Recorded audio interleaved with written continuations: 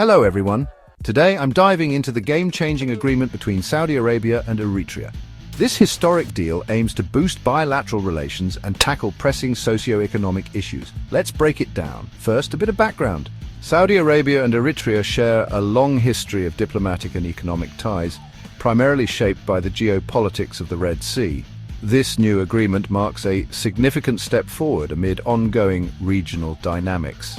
Key aspects of the agreement include three main areas: economic cooperation, security collaboration, and cultural exchange. On the economic front, Saudi Arabia is set to invest in Eritrea's agriculture, mining, and infrastructure sectors.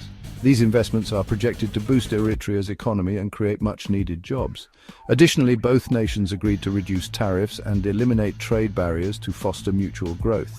In terms of security, the two countries will join forces to tackle regional threats like piracy and trafficking.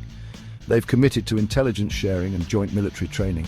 This collaboration aims to ensure peace and stability in the Red Sea, a crucial corridor for international shipping. Culturally, the agreement promotes mutual understanding through education, tourism, and cultural exchanges. Saudi Arabia also pledged humanitarian aid to Eritrea, focusing on healthcare, food security, and education to address pressing socio-economic needs. So, what does this mean for both nations? For Saudi Arabia, it means increased influence in the Horn of Africa and a stronger security posture in the Red Sea. For Eritrea, it brings vital investments and strengthened diplomatic ties, potentially paving the way for further international partnerships. Regionally, this agreement is likely to shift alliances and influence geopolitics in both the Horn of Africa and the broader Middle East.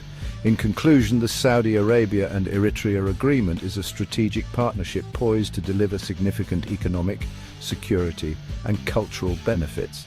Monitoring the implementation will be key to assessing its long-term impact. Thanks for watching. Don't forget to like, subscribe, and stay tuned for more updates. Take care.